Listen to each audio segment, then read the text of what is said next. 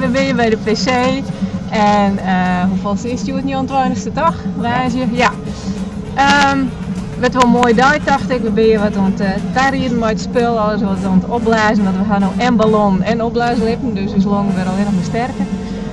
En het volk zal eigenlijk wel wat komen. De eerste omloop is nog denk ik zo wat aan de gang.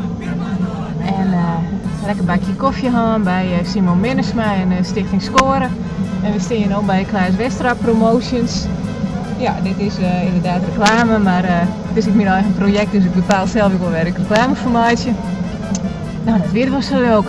Ik ga nog 20 seconden, maar jongens, ik zie al hier naast me gaan, maar Cito die doet net van de peel. Dat is wat. Dat is wat een scrutten jonkje en ja, ach, die moet dat nou wat leren. En